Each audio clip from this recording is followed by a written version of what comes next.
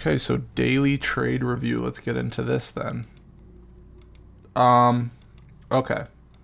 So first, now I think I saw Kadar actually mentioning this, and this is helpful really for all of you, I guess, because you got to build you got to kind of like build the right processes and shit essentially in your head to like start looking at the right stuff and like make sure that you're not make sure, but like for me, if I hop on this chart and I see this, and like I know that we're right here right now, I'm immediately looking at like, okay, we're right here. So what's this low and what's this low? What are we like why'd we stop here? That's immediately what I'm seeing, right?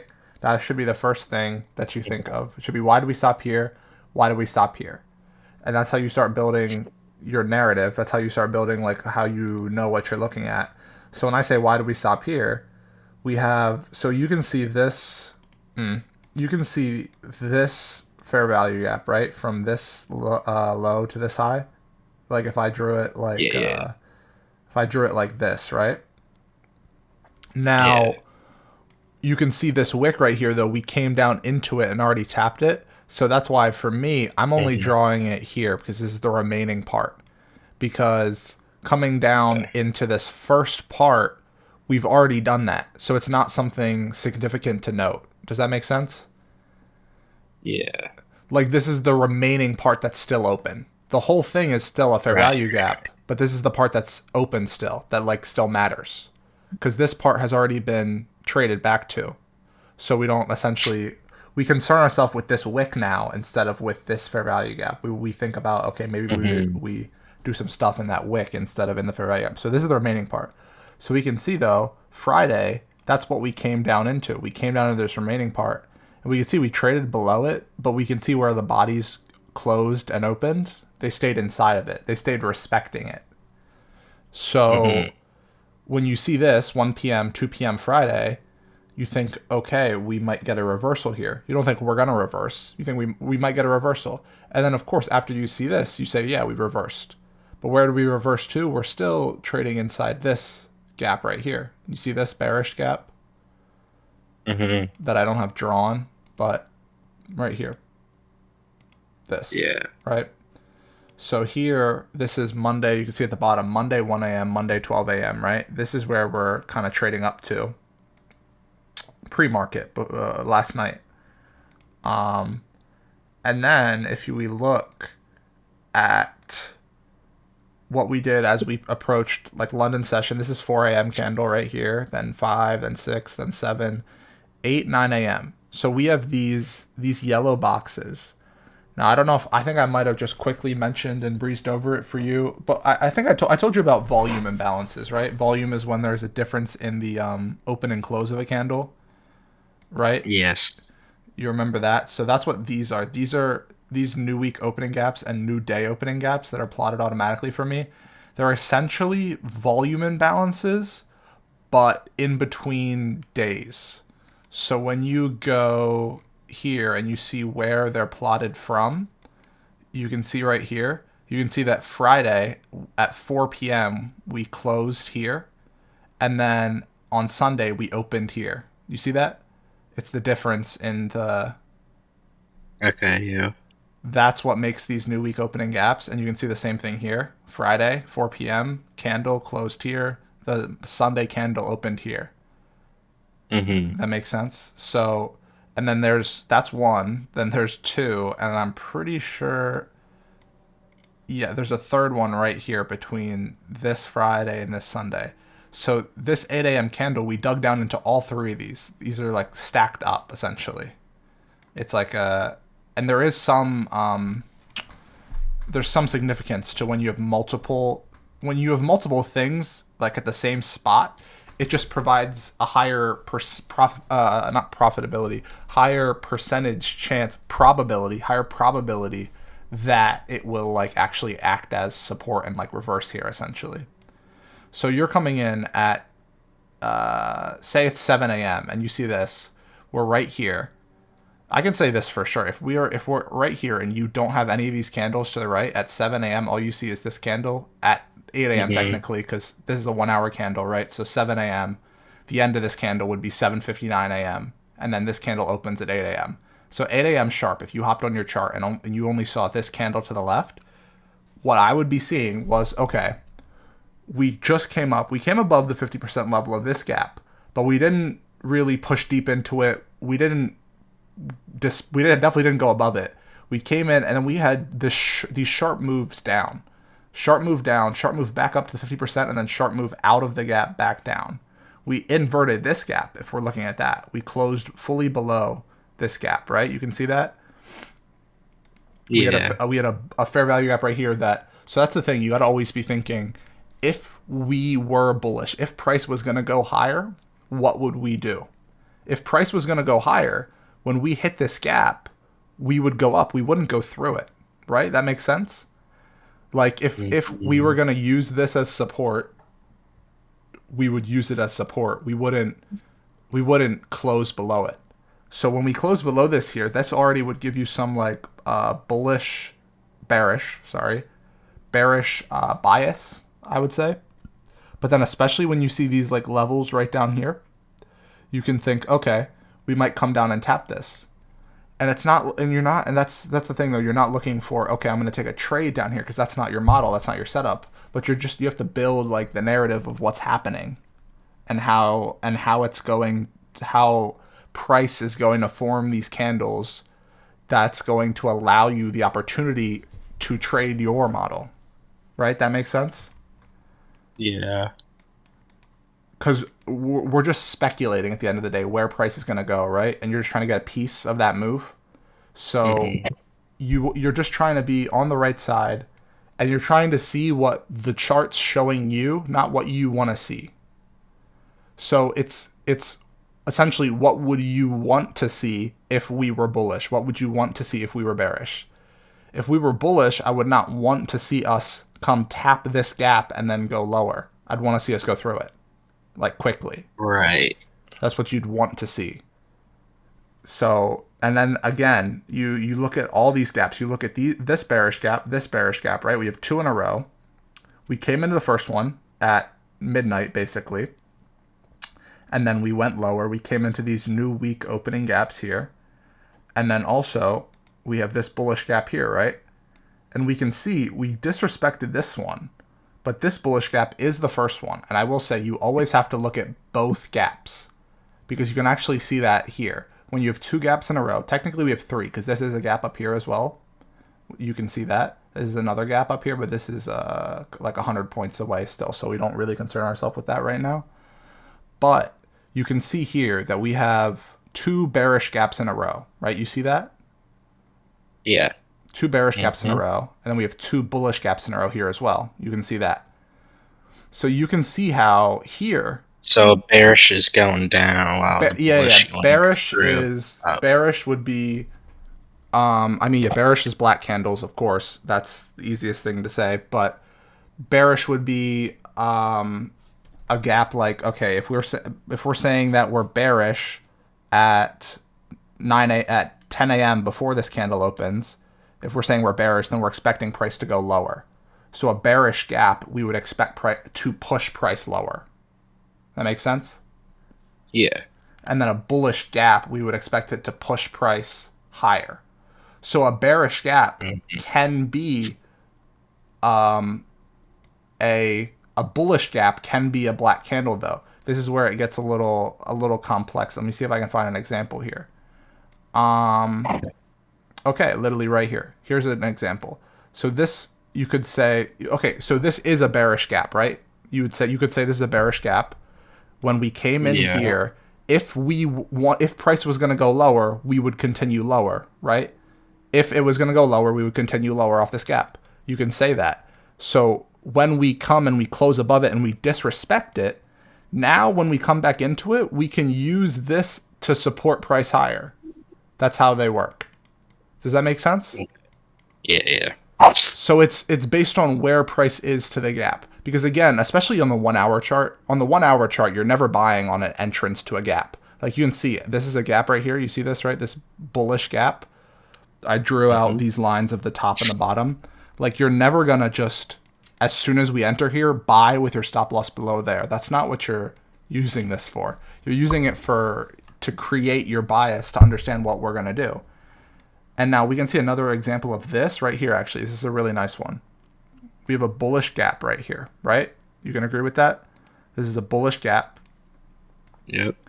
If we wanted price to go higher, we should come back here and we should reverse higher and go take out these all-time highs. But what did we do? Mm-hmm. We went lower. We disrespected it. But then here, now we came back into it, and now we went lower. So it supported price lower. It acted as resistance. That makes sense? Okay. So it depends on what side of the market what side of the fair value gap you're currently on, essentially, is how it could be used and how you can use it to determine the bias, essentially. Now, I can say, like, right here, let me see right here. So I can say right here, why did we not use this bearish gap as support to go lower? Well, first off, you see this gap right here, right? Mm-hmm. This low came below this low, so we tapped that gap, correct? You see that? Yeah. Barely, couple dollars, but that's lower than the top of that box. So we're trading off this gap. Now this is a pretty good thing here too.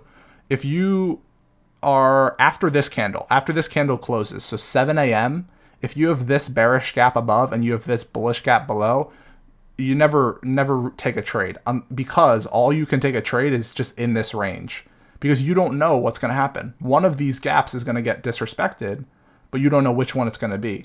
Now, here you could maybe lean towards the fact there is some bias with all-time highs, which is what we're at right now. This is the all-time high for the Nasdaq. It's never been at $21,000. There is some bias that when you're at all-time highs, you have a little bit of a lean towards we're just going to continue going higher whenever there's like a buy setup. That, if that makes sense, that's just kind of how it works, because it's hard. It's very, very hard to sell the top. Like, it's very hard to just sell here and say, yeah, we're just going to drop 800 points from here for sure. Like, it's a very hard thing to predict. So you're going to get better results by buying essentially and winning 4 times instead of selling 10 times and winning once. Does that make sense? Mm-hmm.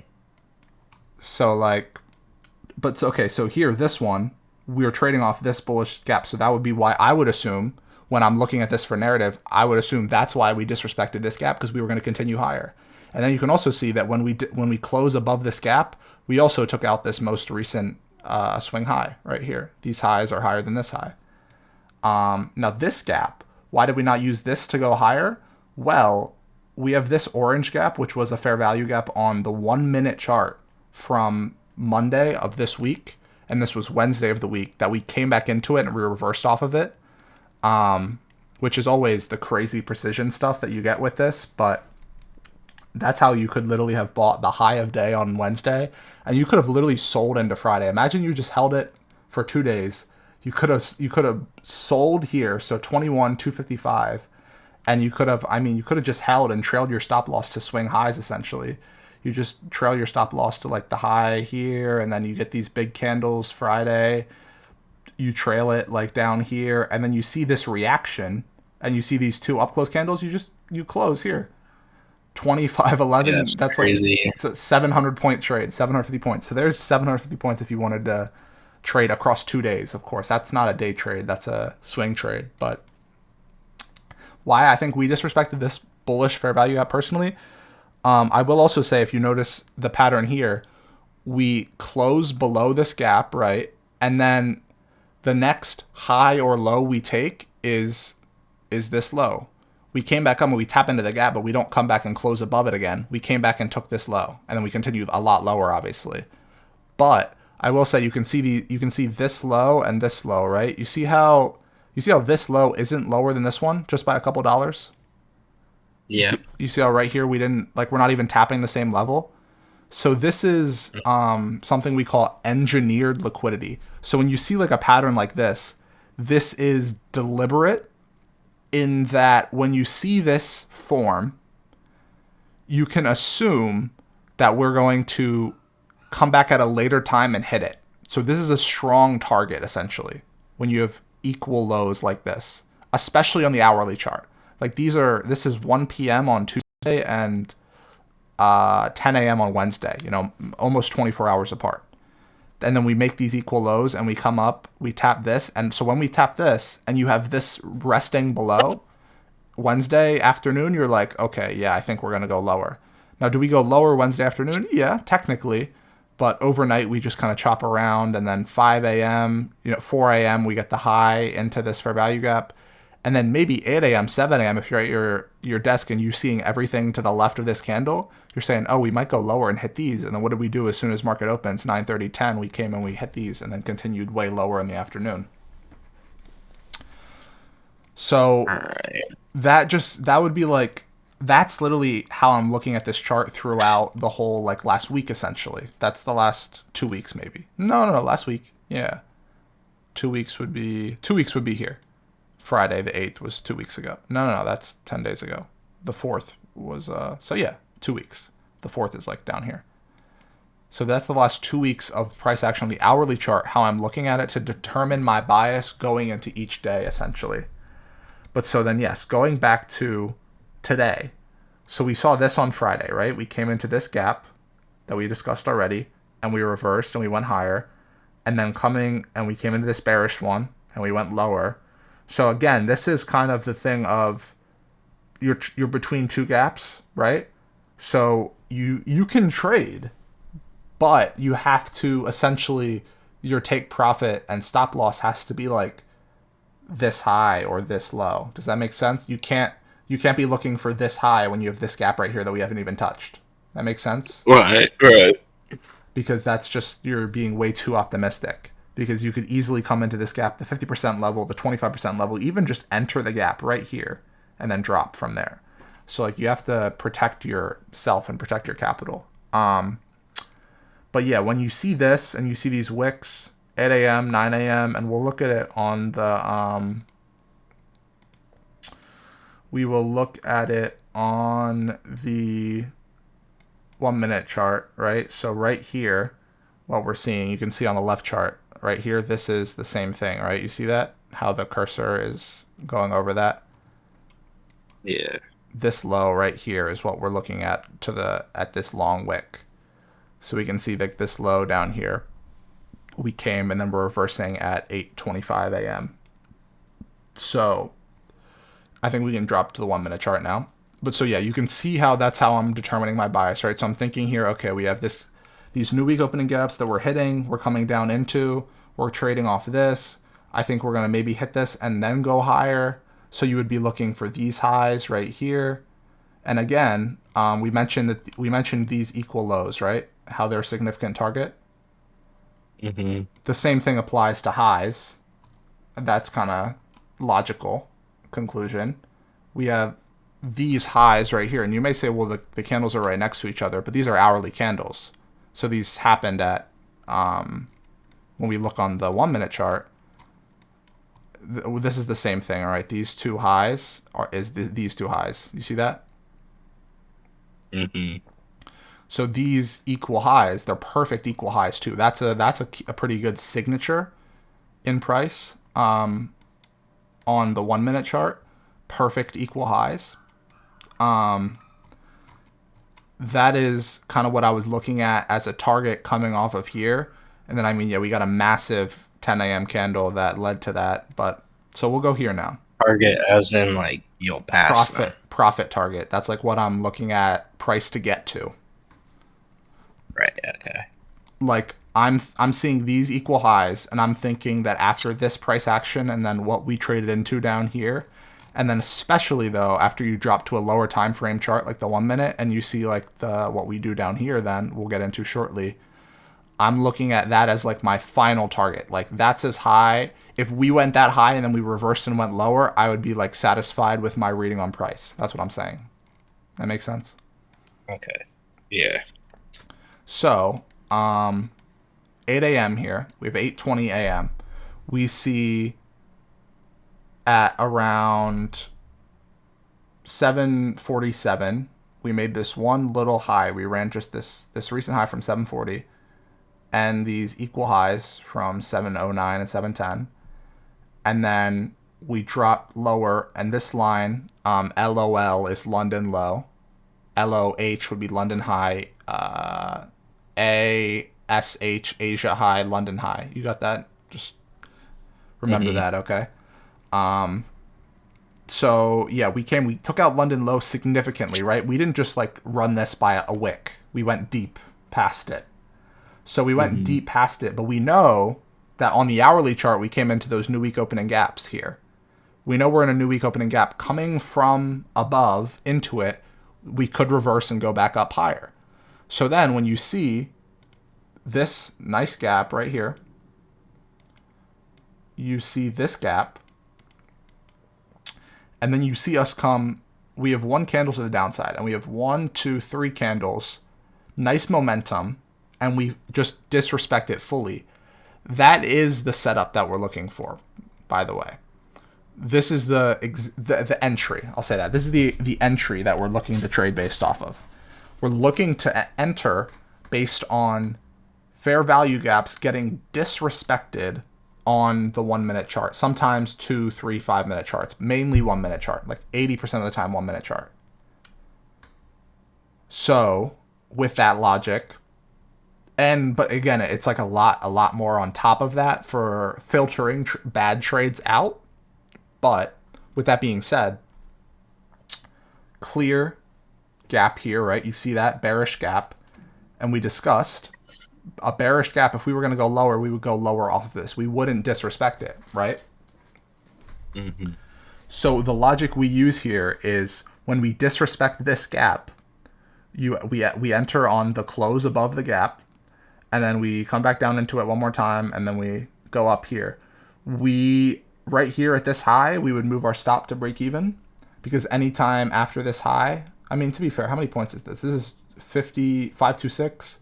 We would have entered at 507. This is 20 points. At 20 points, actually, you would take something off the table, to be honest. 20 points, you take maybe, depending on your risk management, you take 25 to 50% off maybe, because 20 points is also 1-to-1 risk, because your risk is only like 19 points-ish. Our stop loss placement, by the way, is honestly, your actual stop loss placement will kind of have to be low, because our stop loss is if we were to close above and then close back below the gap. So like, again, this isn't a trade we're taking, but like you see this bearish gap here. You see that? This bearish gap. Now we close above it, right? So you say like, okay, we take a buy here because we close above it. Now there's a lot of reasons why we don't take this buy, but sure, say you got in a buy position here, just trade management wise, you got in a buy here, and then you're in the trade here. As soon as right here we re-close below the gap, you would like manually close the trade and stop it out yourself. Right. Because we now disrespected the inversion, essentially.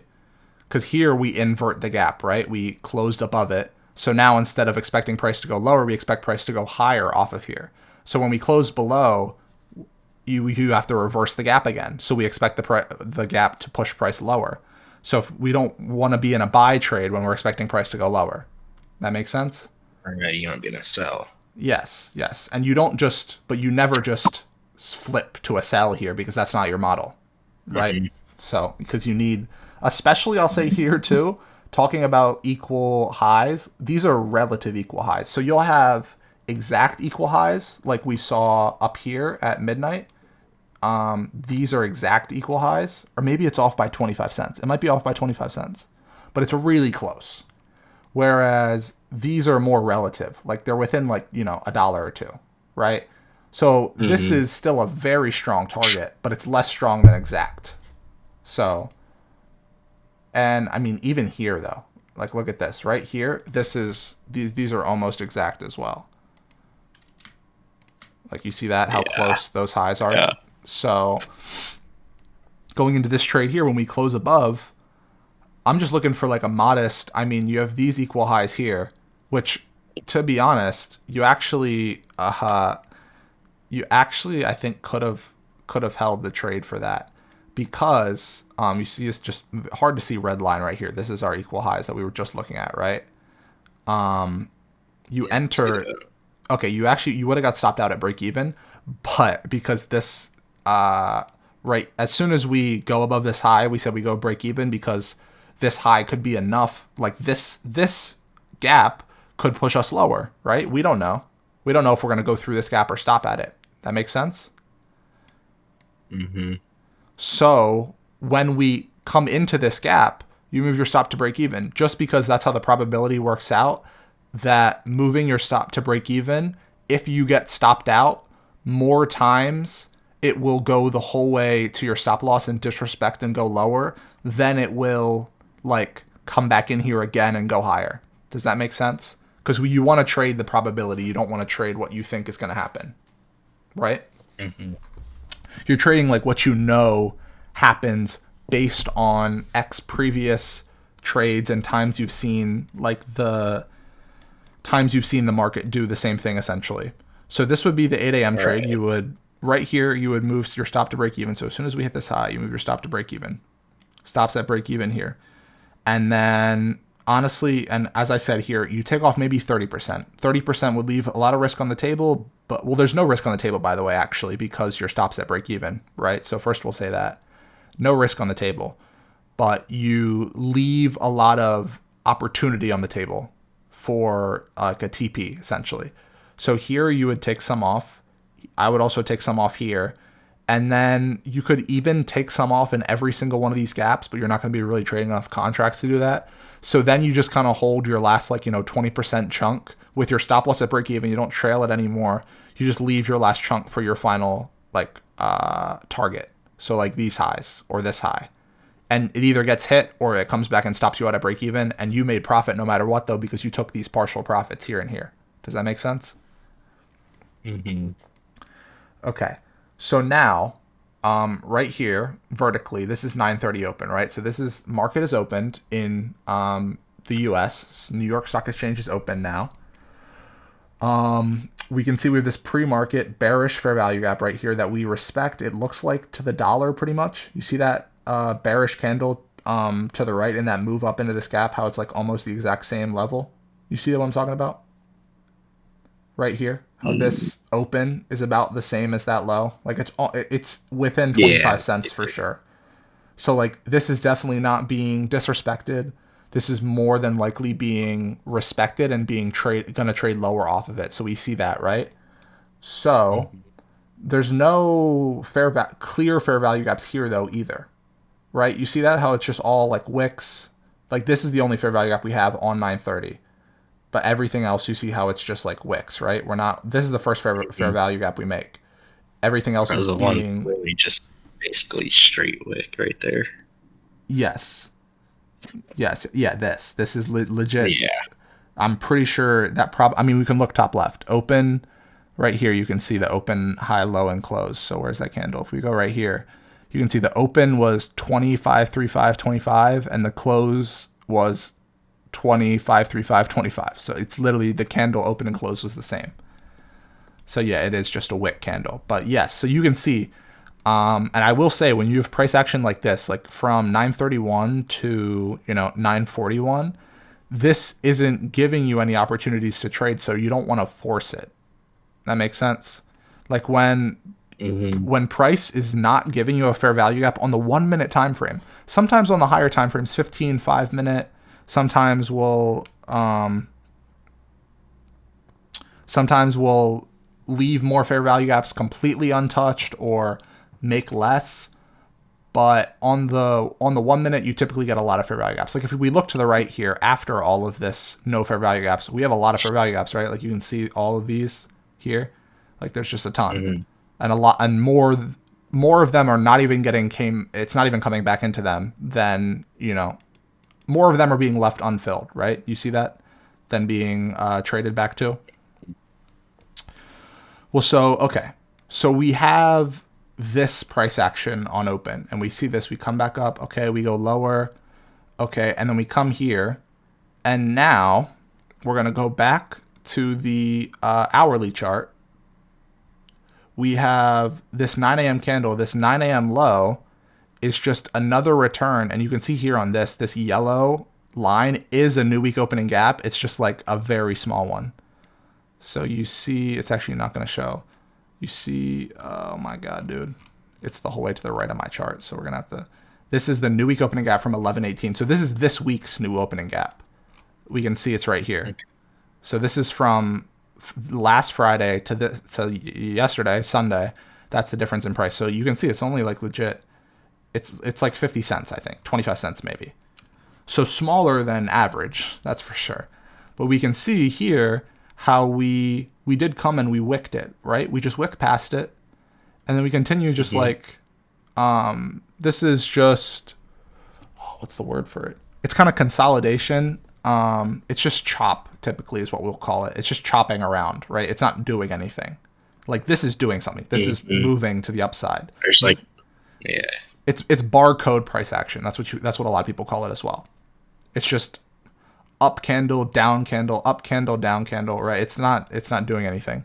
But we can see, though, that we have this bullish gap to the left side that we are respecting with the bodies, because the wicks can go over the gaps. The bodies are what's actually telling you what we're going to do. That makes sense? Yeah. Like here, this bearish gap, if you were looking at wicks, you would assume we disrespected it. But the body went over by 25 cents, but it's so close, right? Mm-hmm. So it's not, this isn't telling you we want to go higher quick right now, right? Whereas when we get this isn't this isn't close. This is $4 above the gap. That makes sense? Like it's go high pretty quick. That's going to continue higher, and it's doing it with momentum now. Whereas this, if we're going to go higher off of this close, 25 cents, it might be slow. It might chop up. And I will also say, so this is maybe this, I would say, I would give this like an A setup, maybe an A- setup. Why? Well, we had a nice target. Equal highs is a great target. We had a nice, like what we reversed off of down here was significant, new week opening gap. And, you could probably zoom the whole way out and find something right here that exactly we came to. I mean, we can do it now. We can see this was the bottom of this fair value gap, but it looks like we just came into this order block is what this down close candle before this up would be. But let's look at it just for the sake of it. If we mark this out and then we come back here, we can see that there's no shot that that's exact. You see that exactly on this line? Pretty thin. That's like legit 25 cents over. You see that? So that's the exact 75% level, the third quarter of that down close candle that we came back to and we reversed. So like, are you going to see this on this candle in the moment? No. But after you enter the trade here and you're in the trade and your stop's at break even and it's just somewhere around here, maybe you look to the left, you're like, I wonder if we traded off something perfectly on the 1 minute chart, because we know we're trading off something on the 1 hour chart already, right? That's what we were looking at in the first place. You're like, I wonder if there's something left in the 1 minute chart. That would just even add confidence for you when you're in the trade somewhere around here that like, okay, we probably going to come up and hit this level. So like, that's something though that you look at in retrospect that builds your confidence, not something to take in live time. But so then, here we can see that we're respecting this. And then we have, this is a clear bearish gap, right? You can see this, like this isn't the pink one that's highlighted here. It's a tiny one, right? This is like a pretty clear one. Do you see the difference there? Mm-hmm. And then you can also see that we traded off this one. We came into it and then went lower off of it, which kind of adds like an extra little bit of, what would I say? It's a little extra bonus kind of level to the fair value gap. Because you have to think about it like this. So a lot of ICT is the concepts that you're learning right now and the concepts that we use to trade. But there's a lot of stupid people want to just this is legit what I've seen people do. And they actually sell courses on this. They just want to short every bearish fair value gap. So like they see both of these, they're just, price comes into it, they're just shorting. And it's like, why are you shorting, bro? Like What reason do you have to short? He's like, well, it's a bearish fair value gap. We go lower, right? It's like that's what some people do.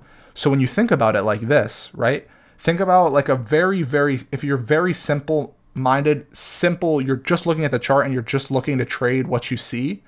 When you see price come up in here, hit this and go lower, what could you expect when we come back up into here? Someone with a very simple mind, what would you expect when we come back up into it here? What would you expect to see?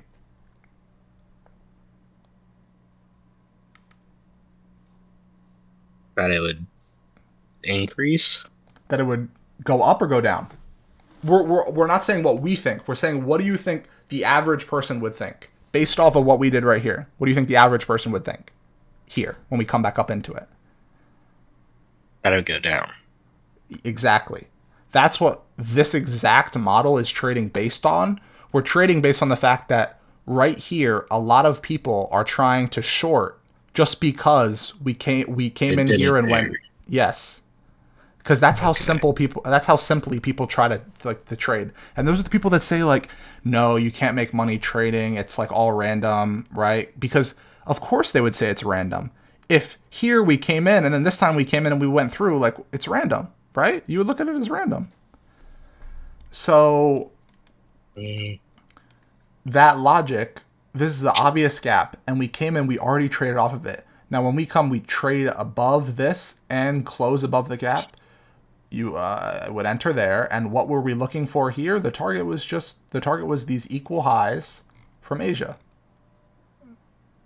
because it's not only equal highs, but it's also the Asia high. They're the 2-in-1 significant, essentially. Does that make sense? The Asia high alone could be your target. The London high alone could be your target. But if it's the Asia high and it has equal highs, that's like literally a 2-for-1 draw. It's like a magnet that's 2x the strength. Because that's what we're talking about when we're talking about these draws and like where price is going to go. It's just magnets with varying strengths. So like down here, both of these times, these new week opening gaps was a magnet on price through all of this. It pulled price lower into here, but then once price is in here, it's like the magnet flips and it pushes it the other direction. Does that make sense? That's what we did in it's like a magnet with the same charge. It just price is like, yeah, I already hit this, and it goes the opposite direction. It's what's the next objective? And then it comes, it hits these. And then come back down, the magnet's pulling it again, it comes back down. Especially, you got to think about the magnet. Like imagine the magnet, it's like your phone battery. This new week opening gap was from literally yesterday. So it's still at like 100% battery. It's still pulling hard. Does that make sense? The most recent ones would pull the hardest. So this one pulls price down, pull price down again. And then since it's so strong, it reverses as well, equally strong. So then we come higher, and again, I'm just looking for the Asia high here. That would be my runner. Once you hit these highs, you would have probably 70-80% of your trade off the table. Once you hit these highs, and you would just have your stop at break even, and then you hit Asia high, you would be out of your trade fully, and you would be quite satisfied. Honestly, if you had this trade and this trade in the day, you walk away, you're done for the day. You don't need to trade again for the day. 10:38 a.m. Like, do you see this? You don't get these RR trades often, 1 to 8. I'll say that. I mean, like again, this is a 1 to 3 even. That's a good RR, risk to reward. Like this trade risking. So it says the quantity should be 0.3. 0.3 means because this you can only trade the Nasdaq in quantities of 1. You only trade 1 contract, 2 contract, 3 contract. This is a decent lesson now too. The Nasdaq for every you can see that like when you look at the right side of the price scale, it goes in quarters, right? Like it doesn't go in like less than a quarter in increments. For every quarter dollar it moves, every 25 cents it moves on this contract is $5. So if you were using 1 contract and you had a 10, so by the way, on the Nasdaq, if I say 10 point, a point is equivalent to $1. 10 point is $10. It's the same thing. Okay. If I were to say the word tick, a tick is the smallest increment price can move. So a tick on the Nasdaq would be 25 cents. That makes sense? Yeah. So you could also say 10 points equals 40 ticks. That makes sense? Or $10. Yes, $10 is 10 points is 40 ticks, because 40 ticks, you're just saying 40 25-cent moves, essentially. Quarter. Yes. So a 10-point stop loss on the Nasdaq, 10 points would be you're risking $200. So here, our stop loss is 16 points, and I have this set to automatically make the risk $100. So on 16 points, if you wanted to risk $100, you would want 0.3 of the Nasdaq contracts. Now, there is also, I can go to it on this chart, fuck it. There's MNQ, the micro Nasdaq. Now this moves, when you look at here and we go to the 1 minute, this should look familiar. Like this is what we're pretty much just looking at, right? Price action wise, Yeah, you recognize this? Yeah. Like it's off by a couple ticks, but it's the same, going to be the same moves. It's not going to be off by more than $1. Mm-hmm. So this though, for every one contract you have on here, it's 50 cents. So this is 1/10 of NQ. So when we are on NQ here and it says that our risk should be 0.3 NQs, you would take 3 micros for an actual trade. Does that make sense? Mm-hmm. So that's how, like, I just use this because you want to use the NQ chart, not the MNQ chart. But when you actually comes to trading, obviously based on your like risk and capital size, but you want to kind of lean towards MNQs, micro Nasdaq contracts, especially because our strategy, we're looking to take partial profits, right? Like I said here, we're going to take some off the table, 50% maybe. Yeah. On the NQ contract, you only have one contract. You can only buy or sell that one contract. You can only get a second contract or get rid of your contract. You can't get rid of half the contract. Does that make sense? Right, yeah. So you're either taking all of it off the table or leaving all the risk on the table. Kind of, not all the risk, but like you're leaving all the opportunity on the table. You can't take a little bit off the table. So that's why even if you were going to trade one Nasdaq, one NQ contract, like you had enough risk, trade 10 micros because then you can take partials. That makes sense? Yeah. Because 10 micros, you're getting the same like profit and loss, but you have more control over it. So yeah, I mean here, for me, you're entering the trade here, and honestly, like this trade is kind of as soon as you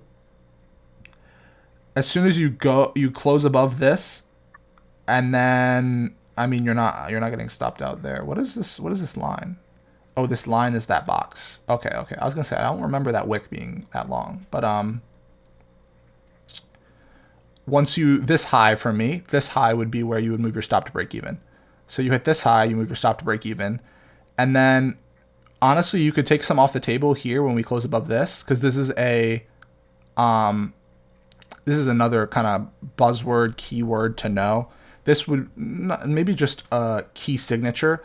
This is kind of a high in a fair value gap, right? Would you agree with that? Now, it's the high itself is outside, but what we're trading off of is the fair value gap. So this is technically a high off of a fair value gap. The same way this is a high in a fair value gap, right?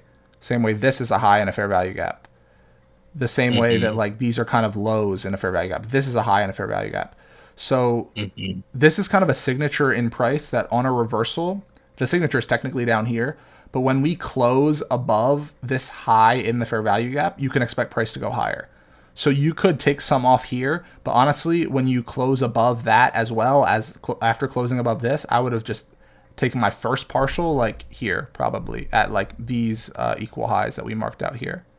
That'd be like my first, and especially because we have this one from 9 a.m. that we came so close and kind of almost made a third equal high before going lower and trading in here. And then going higher. So that'd be my first partial, and your full is at the Asia high, and you're happy with that.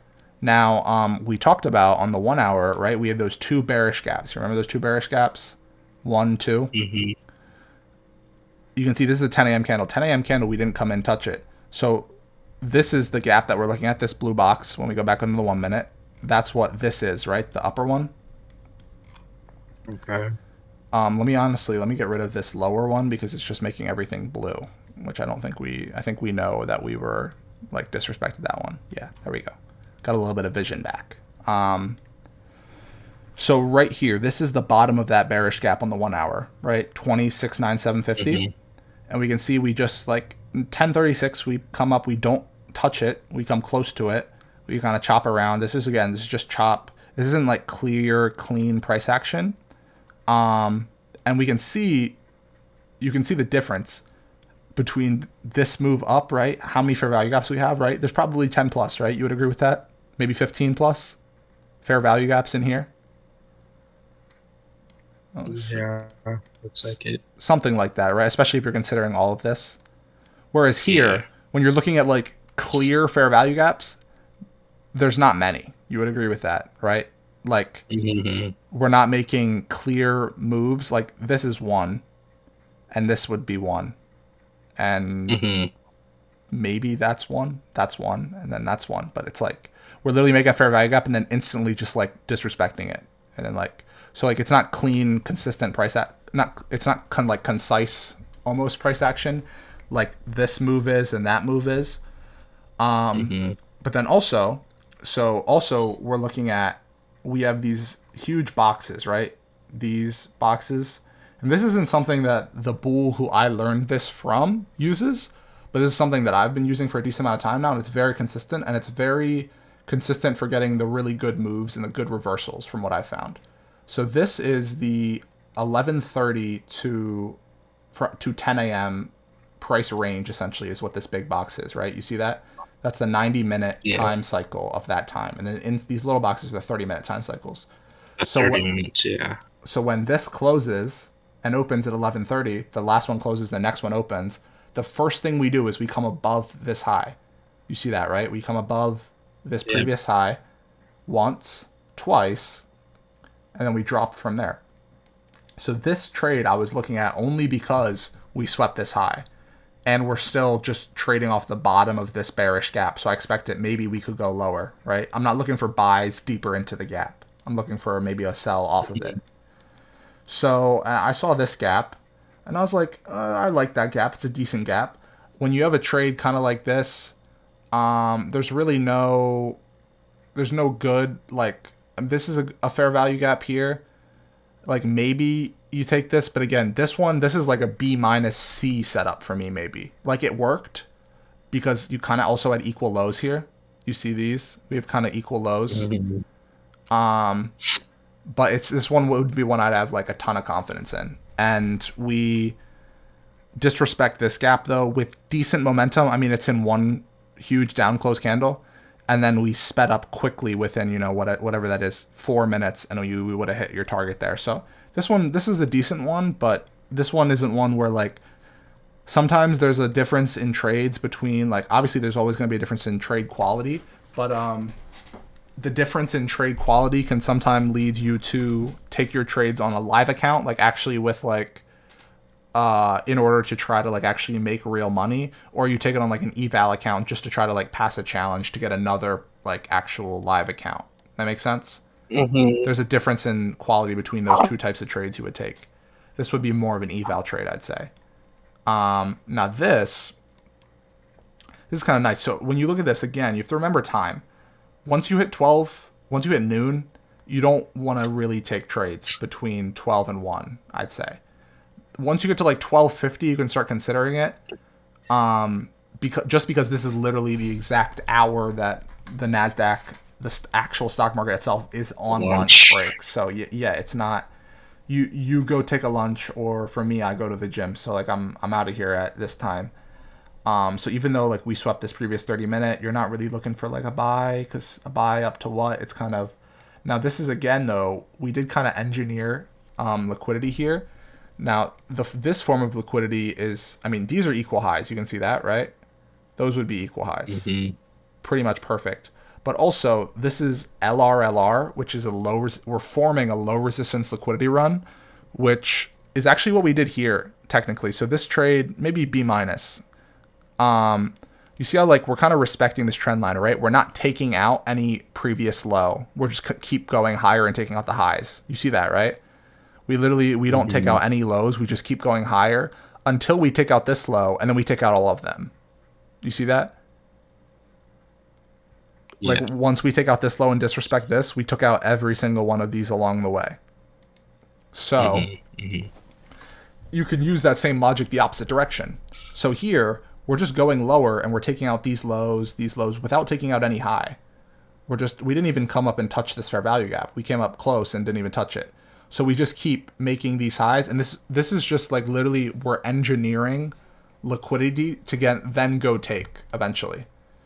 So here, when you get this huge candle to the downside and we close below here, and you also, here on the 1 minute, you don't have anything. This was actually a 30-second chart trade, which I'll drop down to. When you look on the 30-second chart and you look over here, we have a very tiny fair value gap. Like I think that's a tiny fair value gap. I might be tripping with the wicks. No. I think I'm tripping with the wicks. But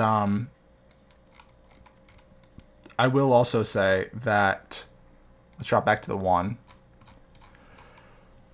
It's you got to think about kind of everything algorithmically, and like imagine if like literally a computer algorithm was running this.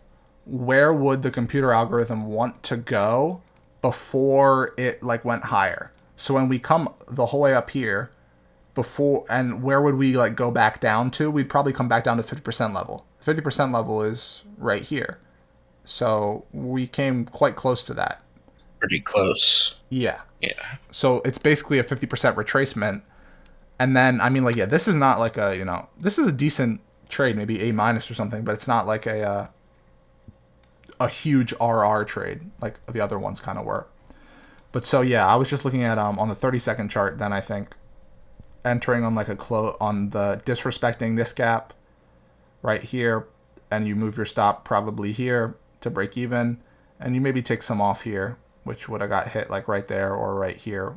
And then this is like kind of my final target was, I was looking for these highs because it's still in that second kind of lunch hour. After 1 p.m. is like, I'd say like better trading conditions.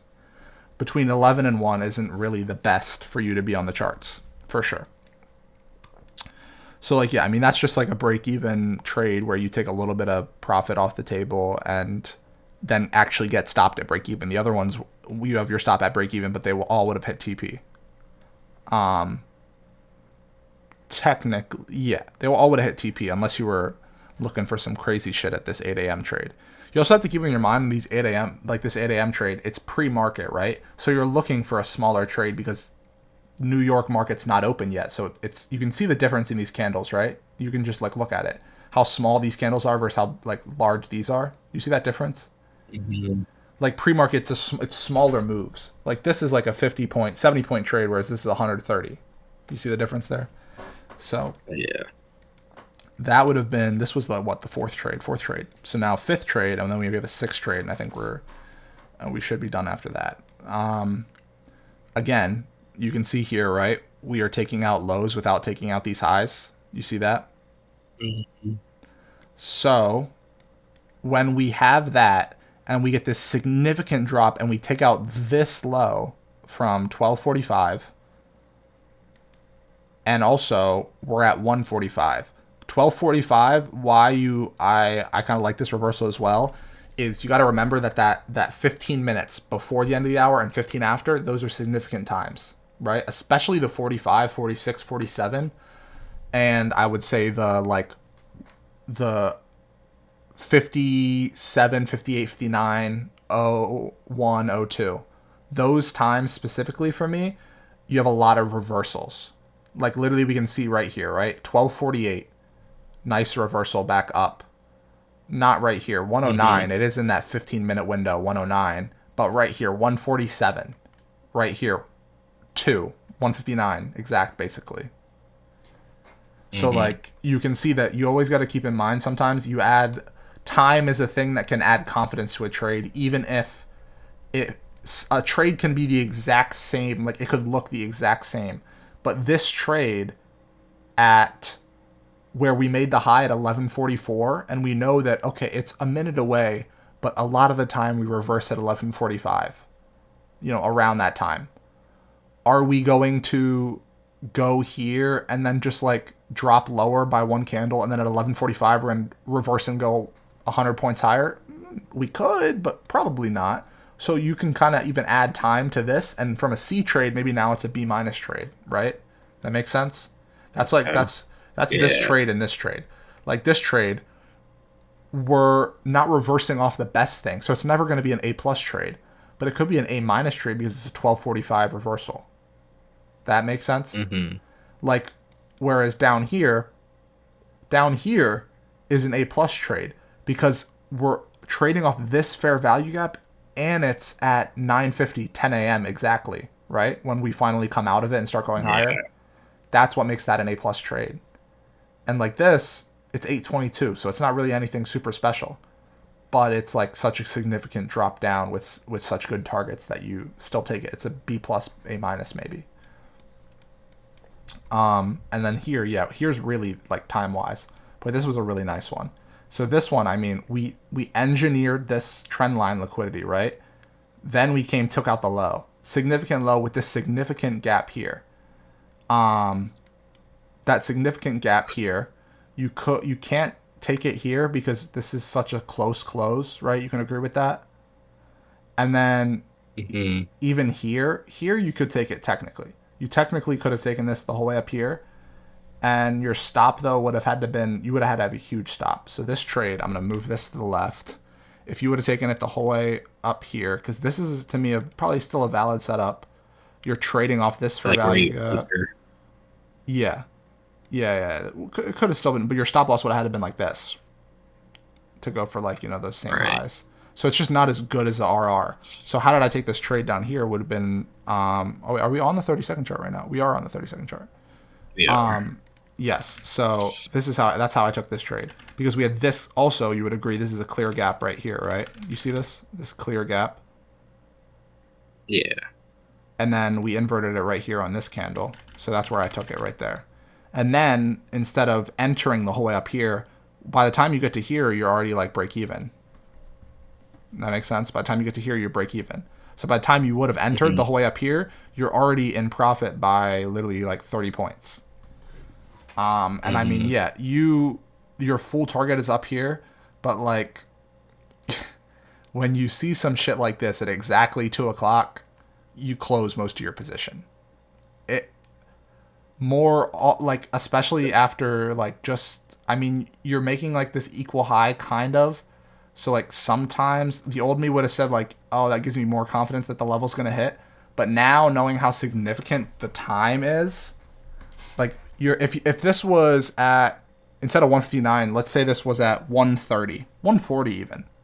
I would say, okay, we're probably just gonna, we're gonna come to this level and then maybe we're gonna chop a little bit and then we'll hit it.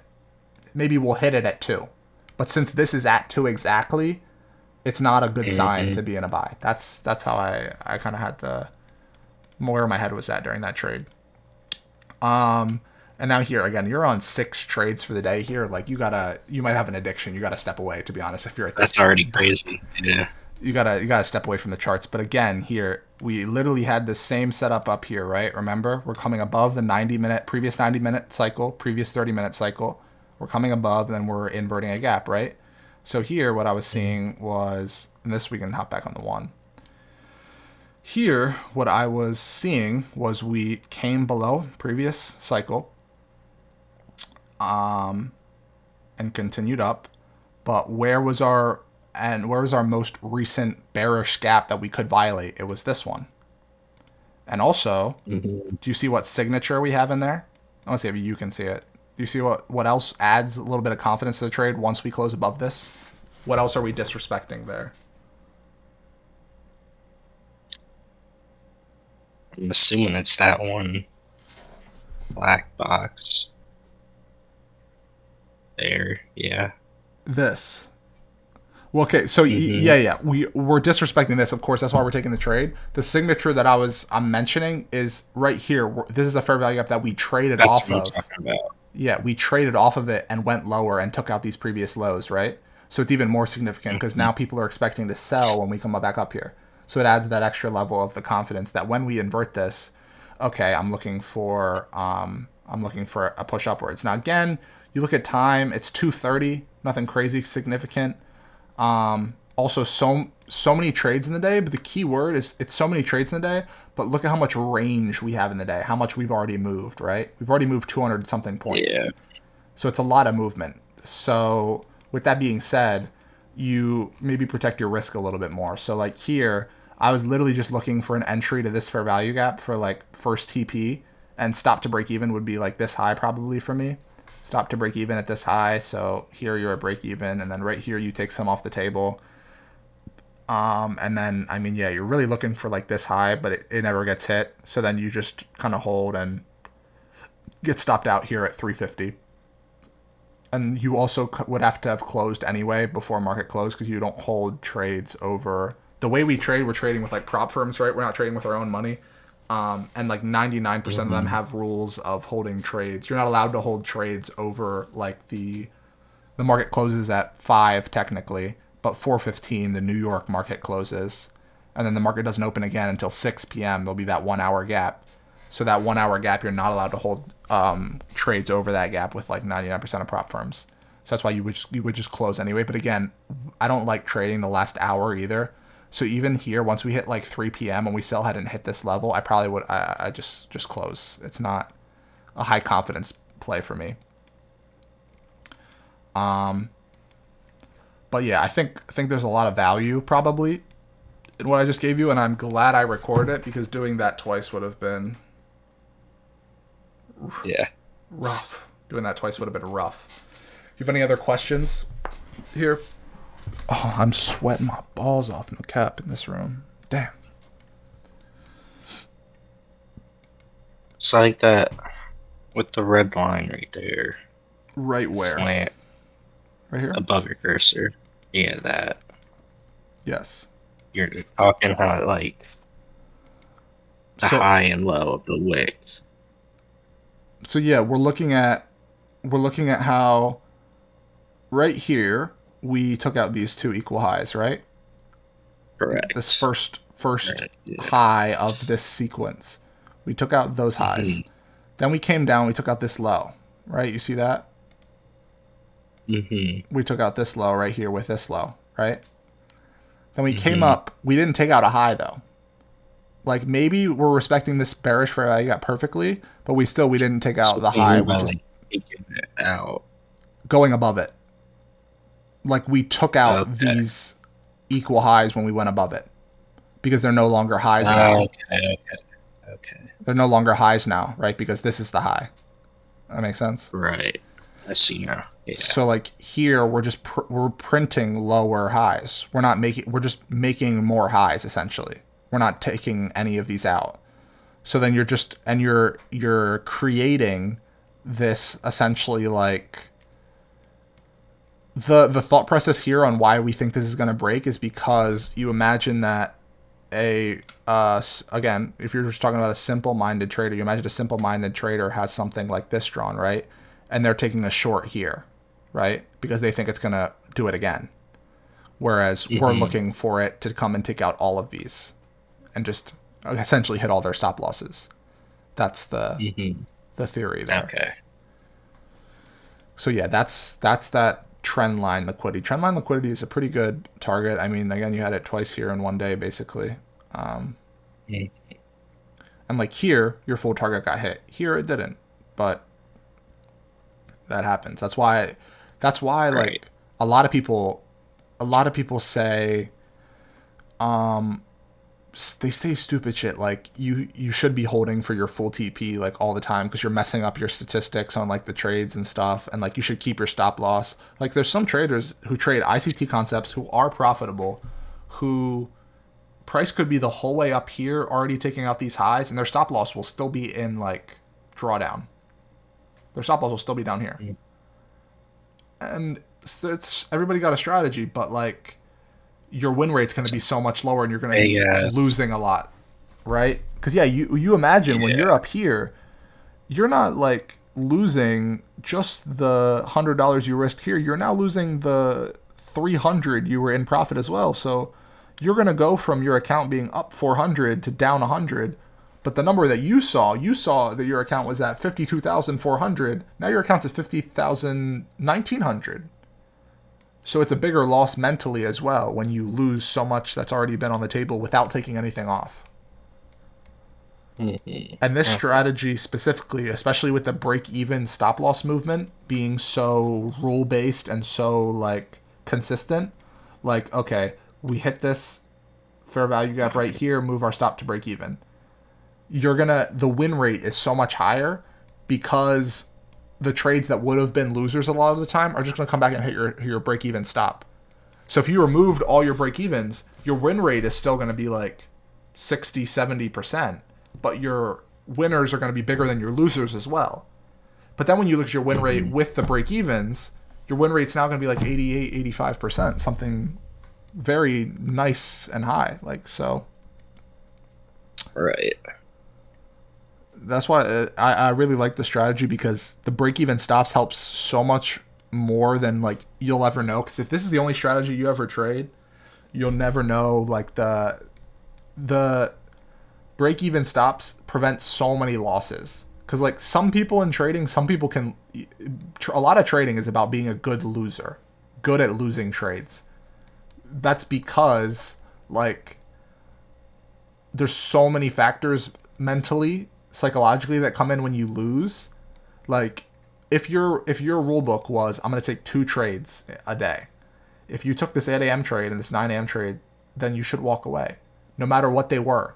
If that's your rule book, of course. If your rule book is like, the guy I learned this from, he takes 1 loss or 1 win a day. Break evens don't count. So say he got in this 8 a.m. trade, it was a break even. Say he got in this, it was a break even. He still would have like taken like the third trade or something. Um, Mm-hmm.